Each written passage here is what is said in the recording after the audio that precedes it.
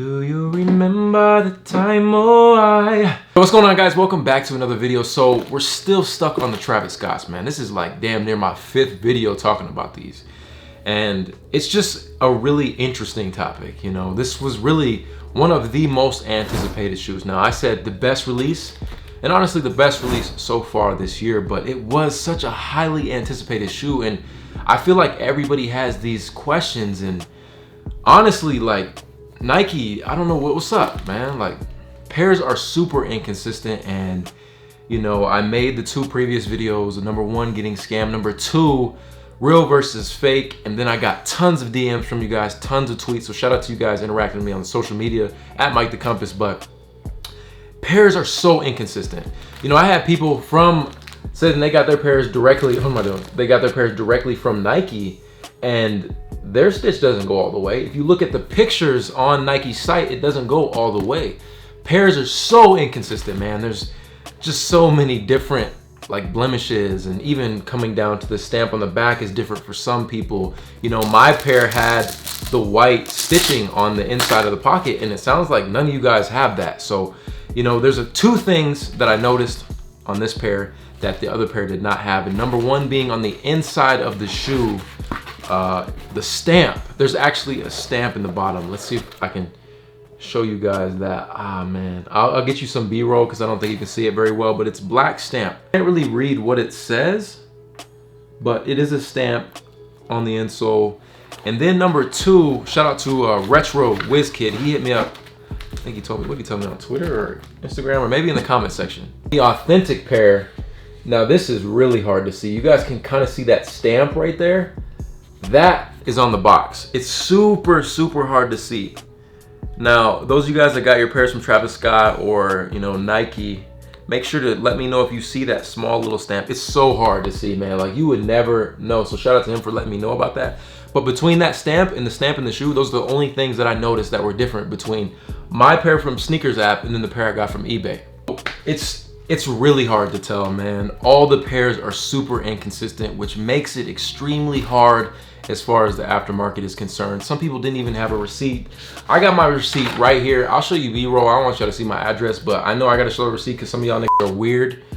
I don't know what it is. Like, y'all think I got a fake pair when clearly I told you I got it from the Nike app. So it's such an interesting shoe for this to be like one of the hottest releases. I feel like Nike might have rushed production. Maybe they changed factories in between making the shoes. I don't know. There's so many things that go on with Nike, and you know, that's their business. We're just the consumers, so it really doesn't matter. I mean, at the end of the day, you got the shoe for $175 lit. That's what I got it for, so I'm happy. I make these videos primarily for you guys that didn't get them for retail, because we don't always get lucky, bro. I'd say I've taken so many L's, but you know, I got lucky on these. I don't even know how. I'm blessed. And I'm glad I got them just to kind of raise awareness of this topic, because it is such an inconsistent shoe. It really reminds me of the Jordan Royal ones. I don't know if you guys remember around that time, shoes were so inconsistent, but it really didn't matter because they didn't have this much hype, you know? Look out for those 2 things, man. As far as the suede, a lot of people just had all their different opinions and blah, blah, blah, blah. I get it. Always, I appreciate your guys' opinions, but I'm just letting you know what I know. Sometimes I think people like get this perception that, dog, I don't work for Nike, bro. Like, I ain't no expert. I just get a real shoe, a fake shoe, and I tell you the differences and what I see. But dog, I ain't no damn verified, legit. I can't just call Nike up and be like, yo, these real, these fake. Oh, man, just something to look out for. If you got your pair for retail, don't even sweat it. To me, I just feel like Nike put out B grades in a sense. And B grade doesn't mean fake. It just means flawed. And when every shoe is so inconsistent, it just makes you wonder what's going on, you know? Well, at the end of the day, man, a super dope shoe. Very glad to pick it up. Let me know what you guys think down below. Those of you that got your pairs, you know, I guess it really doesn't matter if the stitch goes all the way over. Just look out for those stamps and let me know if your guys' pairs have those too, and if you got the receipt with them. I think another thing that a lot of people forget is that Nike can make a shoe at any point. Like, there's plenty of artists that have shoes that dropped so long ago, there's no way they look in that condition. It's because Nike can easily just reproduce a shoe. If they want to give Travis an undefeated 4, which, you know, is a super limited, came out years ago, they can make a brand new one with production dates of 2019 if they wanted to.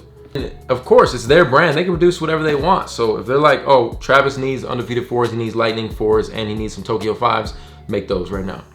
They can make a small run. The shoe game is really interesting in that aspect. Like, I think people take shoes a little too serious, man. At the end of the day, it's just a shoe. You wear it on your feet, and we're just a big community. It's supposed to be fun. Tell me y'all don't think this is crazy. I really think the quality of the shoes is good, but hype, it's not as good as it should be. Get a shoe for retail, you have no reason to complain. Like, I don't have any reason to complain. I'm just speaking for those of you that bought your pair for 7, 8, 9, 10, maybe 2,500 because they were up there at that point. And I hope this is my last video on these Travis Scotts. I just needed to address a few things because sometimes it's hard with videos because you say stuff and then you're like, damn, I wish I could have said more. But the only way to do that is to make another video. Moral of the story, look out for those 2 stamps. It's gonna be really hard for people to know real versus fake in aftermarket. So if you didn't get your pair for retail, man, good luck. That's pretty much all I have for today. You guys can still go look at the real versus fake if you haven't seen it already. And there's some minor differences that are really important that, you know, as far as the font goes, obviously that's a clear indicator. Appreciate you guys for watching. This is your boy ASneakerLife. I'll catch you in the next one. Caroline.